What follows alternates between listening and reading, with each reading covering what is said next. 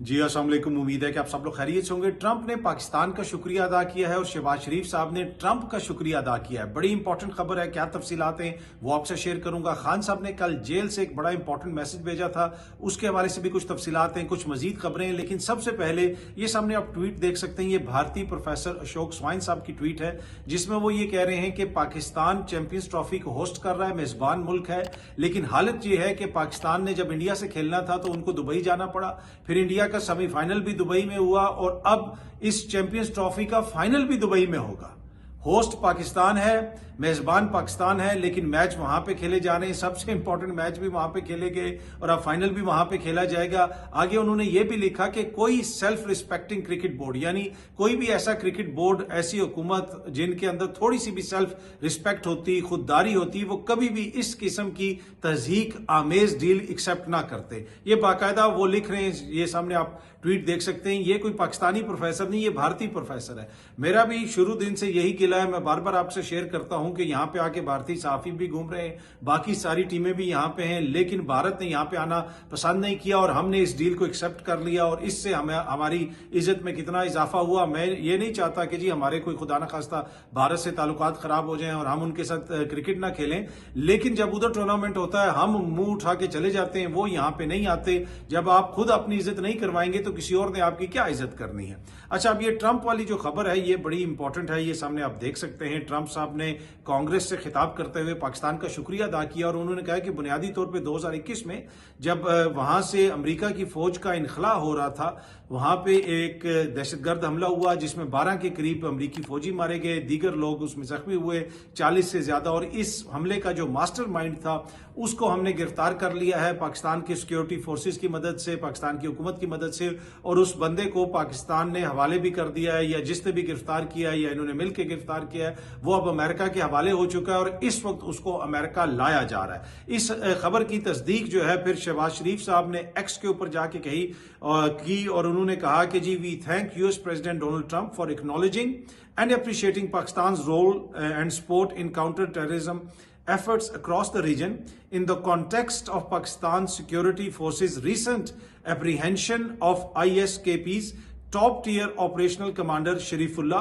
who is an Afghan national. The wanted terrorist was apprehended in a successful operation conducted in Pakistan-Afghan border region. तो बुनियादी तौर पे शहबाज शरीफ साहब ये बता रहे हैं कि इस बंदे को, इस शख्स को पाकिस्तान की सिक्योरिटी फोर्सेस ने पकड़ा था, गिरफ्तार किया था पाक अफगान बॉर्डर के करीब एक ऑपरेशन करके, और अब उन्होंने इसको अमेरिका के हवाले कर दिया है और वो उसको अमेरिका लेके जा रहे हैं, और ये बंदा जो है ये अफगान नेशनल है। तो ट्रंप ने भी इसके ऊपर उनका शुक्रिया अदा किया। कहा यह जा रहा है कि अमेरिकी जो इंतजामिया के इंपॉर्टेंट लोग थे उन्होंने पाकिस्तान को इंटेलिजेंस फराहम की और उस इंटेलिजेंस के नतीजे में वहां पे फिर ये ऑपरेशन किया गया। अब ये सारी चीज तो हो गई है और ये ऑपरेशन भी हो गया और ट्रंप ने शुक्रिया भी अदा कर दिया है। क्या इसका पाकिस्तान के ऊपर कोई ब्लो बैक आएगा, ये भी एक बड़ी इंपॉर्टेंट चीज है। माजी में भी यही हुआ कि बहुत सारी यहाँ पे कार्रवाइयां हुई और फिर पाकिस्तान के अंदर दहशतगर्दी के वाकयात जब बढ़े वो भी फिर तारीख का हिस्सा हैं। अब अगेन पाकिस्तान के अंदर इस वक्त भी एक दहशतगर्दी की लहर है। बन्नू के ऊपर कल, बन्नू के इलाके में कल जो एक दहशतगर्दाना हमला हुआ उसमें अब तक 12 शहरी शहीद हो चुके हैं। तो ये एक जहाँ पे एक इंपॉर्टेंट डेवलपमेंट है। ट्रंप ने पाकिस्तान का शुक्रिया अदा किया है। वहां पे एक बड़ा क्वेश्चन ये भी है कि इस ऑपरेशन का क्या कोई ब्लो बैक आएगा और फिर आगे उससे निपटने के लिए हमारी क्या तैयारी है, और जो हालिया दिनों में दहशतगर्दी के वाकयात बढ़ रहे हैं क्या वो इस किस्म की कार्रवाइयों का कोई रद्द अमल है। तो ये सारी चीजें आने वाले दिनों में शायद हो सकता है कि मजीद क्लियर हो।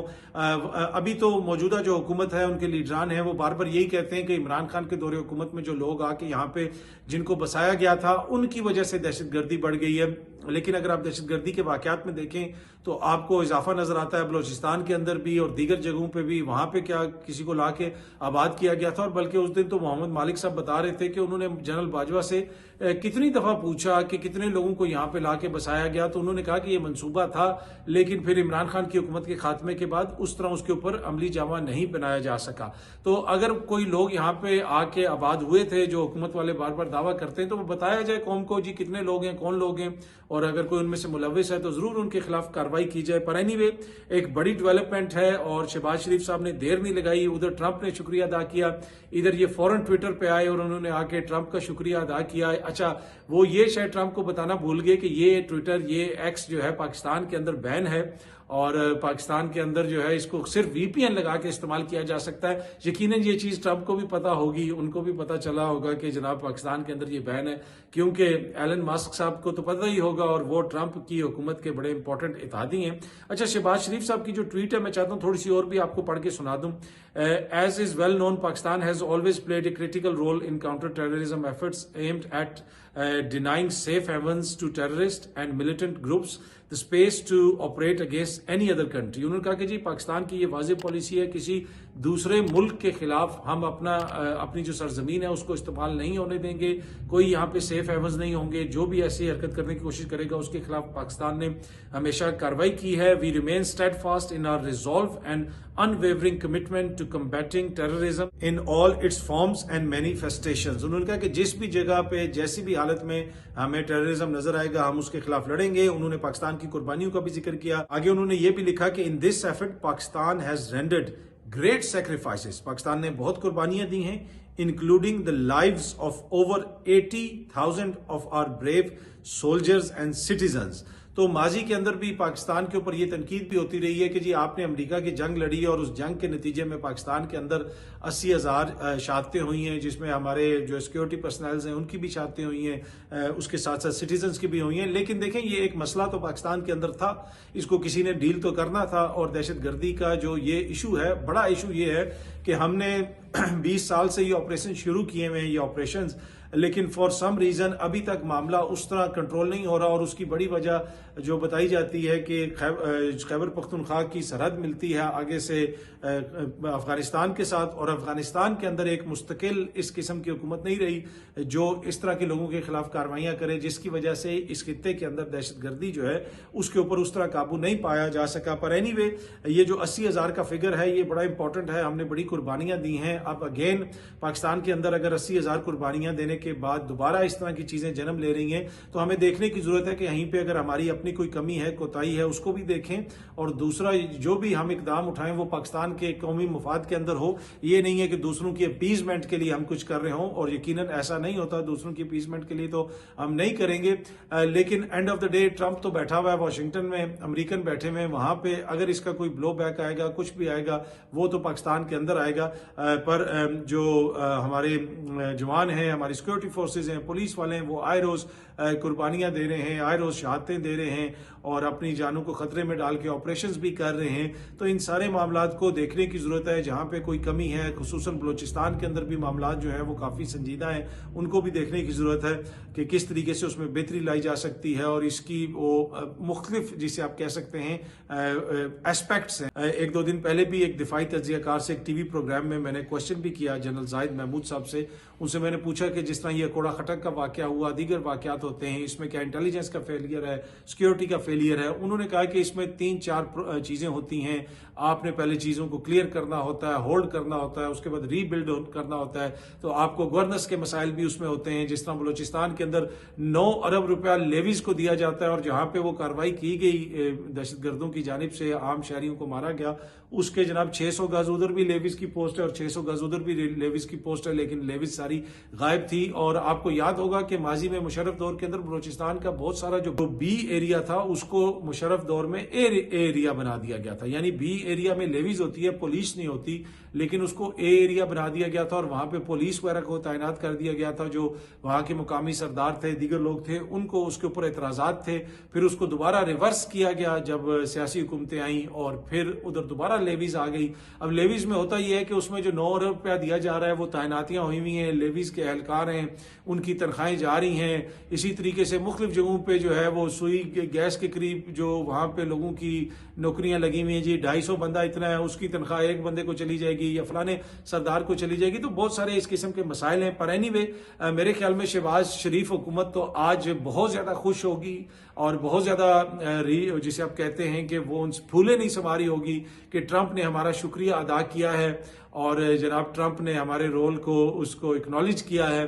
اور اب جو ہے عمران خان والا جو مسئلہ ہے وہ تو بہت پیچھے رہ جائے گا، ٹرمپ اس کے اوپر نہیں بولے گا۔ میرے خیال میں اس حوالے سے جیوری ابھی بھی آؤٹ ہے، دیکھتے ہیں کہ ٹرمپ صاحب آگے اس کے اوپر کیا کہتے ہیں۔ لیکن آج شہباز شریف صاحب ان کے حمایتی جو ہیں، اب آپ دیکھیں گے وہ جو ہے بڑی بڑی باتیں بھی کریں گے، بڑے بڑے دعوے بھی کریں گے اور کہیں گے کہ جی بس عمران خان کو تو اب جو ہے کوئی پوچھے گا نہیں۔ تو ان کا اس کا بنیادی طور پہ مطلب یہ ہے کہ اگر کوئی اس قسم کی بات کرتا ہے کہ ان کو ابھی بھی خدشہ یہی ہے کہ پاکستان کے عدالتی نظام سے یا کسی اور طرف سے ہمیں یہ نہیں ہے کہ کوئی عمران خان چھوٹ جائے گا، لیکن ہمیں ڈر یہ ہے کہ کہیں ٹرمپ نے کہہ دیا تو پھر بڑا مسئلہ بن جائے گا۔ لیکن and of the day Imran Khan صاحب نے اگر آزاد ہونا ہے، باہر آنا ہے، وہ تو عدالتی نظام کے ذریعے ہی باہر آئیں گے۔ اچھا، کل عمران خان صاحب نے بھی جیل میں کچھ بڑی امپورٹنٹ باتیں کی، بعد میں ان کے ٹویٹر اکاؤنٹ کے اوپر بھی اس پیغام کو شیئر کیا گیا، وہ بھی میں ذرا آپ سے شیئر کرنا چاہتا ہوں۔ جو جامعہ حقانیہ کوڑا خٹک میں دھماکے کے نتیجے میں مولانا حامد الحق سمیت ساتھیوں کی افسوسناک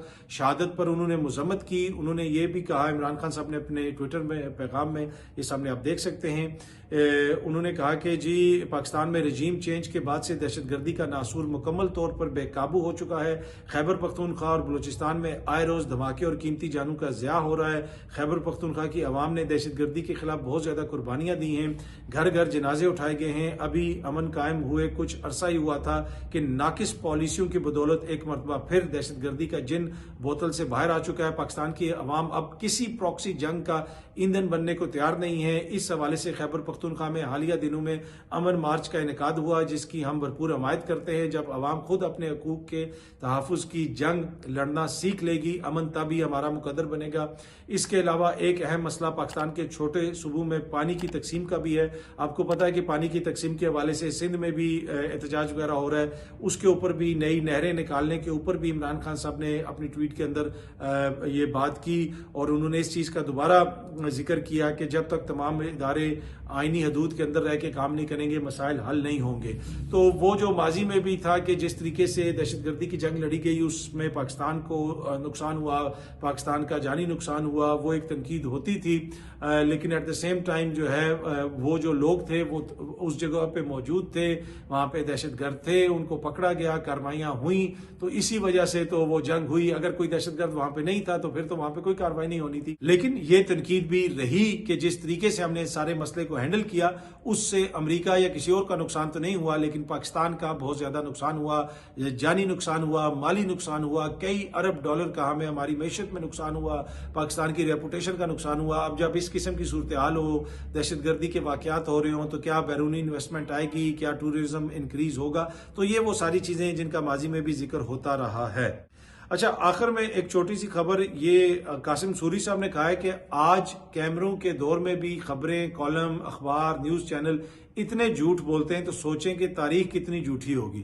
یہ بات تو بڑی امپورٹنٹ ہے ویسے جو انہوں نے کہی ہے کہ آج ایک چیز یہاں پہ ہوتی ہے، کل جس طریقے سے اس کو رپورٹ کیا جا رہا ہوتا ہے وہ کمپلیٹلی ڈیفرنٹ ہوتی ہے۔ تو جو تاریخ ہمیں پڑھائی گئی ہے، جب چاہے آج کی تاریخ ہو، 100 سال پرانی ہو، 200 سال پرانی ہو، مختلف چیزیں ہیں اس میں، یا ہماری اپنی جو 76 سالہ تاریخ ہے وہ ہو، تو بہت ساری ایسی چیزیں ہیں جن میں اب کوشچن کا بھی لوگ کرتے ہیں کہ بھائی آج یہ حالات ہیں، آج جو ہے جہاں پہ 24/7 سوشل میڈیا پہ تاریخ لکھی جا رہی ہے، تو تب بھی جھوٹی خبریں اس طرح دے دی جاتی ہیں، تو پھر ماضی میں کیا ہوتا ہوگا۔ لیکن اب فرق یہ ہے کہ ماضی کے اس حوالے سے اس وقت ہمارے پاس کوئی اور دوسرا نیریٹو تو نہیں ہے، کاؤنٹر نیریٹو تو نہیں ہے، لیکن آج کل کے دور میں ایک نیریٹو جو ہے وہ حکومت کا ہوتا ہے، ایک سیاسی جماعت کا ہوتا ہے، ایک دوسری سیاسی جماعت کا ہوتا ہے، لیکن جو بھی خبر ہے اس کی حقیقت کے اوپر بہت ساری چیزیں سامنے آ رہی ہوتی ہیں۔ سوشل میڈیا بھی موجود ہے، تو جس طرح میں نے پہلے بھی عرض کیا تھا کہ ماضی میں جس طرح آرکیالوجسٹ زمین کھودتے تھے اور زمین کے اندر سے چیزوں کو نکالتے تھے اور بتاتے تھے کہ یہ معاشرہ کیسا تھا، لوگ یہاں پہ کیا کر رہے تھے، کیسے وہ اپنی جاب کرتے تھے، کیسے اخبار چلتا تھا، کیسے سیاست چلتی تھی، مختلف چیزوں کے حوالے سے جو پتہ لگانے کی کوشش کی جاتی ہے۔ اب جو مستقبل میں نسلیں آئیں گی، ہم میں سے کوئی بھی یہاں پہ نہیں ہوگا، وہ یہ ڈیجیٹل جو آرکائیوز ہیں ان کو کھودیں گے، ان کو دیکھیں گے، اور ان کو پتہ چلے گا کہ جناب ایک تاریخ راوی لکھ رہا تھا اور اس میں بڑا چین تھا، اور دوسری جانب جو ہے جو تاریخ رقم کی جا رہی تھی سوشل میڈیا پہ عوام کی جانب سے، اس میں جو ہے راوی کتنا چین لکھ رہا تھا وہ بھی آپ کو نظر آئے گا۔ تو آج کل کے دور میں اب میرے خیال میں وہ مسئلہ نہیں رہا. اب جو فیوچر نسلیں ہیں ان کو پتہ چلے گا, بالکل بڑی آسانی سے پتہ چلے گا کہ کس دور میں, جو یہ ڈیجیٹل میڈیا کا دور ہے, الیکٹرانک میڈیا کا دور ہے, انٹرنیٹ کا دور ہے, اس دور میں کس کا کیا کردار تھا وہ بالکل سامنے آئے گا. اور یہ بھی پتہ چل جائے گا کہ کس حکومت نے کتنے عرصے سے ٹویٹر کے اوپر پابندی بھی لگائی ہوئی تھی اور ایٹ دا سیم ٹائم استعمال کر کے جو ہے وہ ڈونلڈ ٹرمپ کو مبارکبادیں بھی دی جا رہی تھیں. بہت جلدی آپ سب دوستوں سے دوبارہ ملاقات ہوگی. Thank you very much.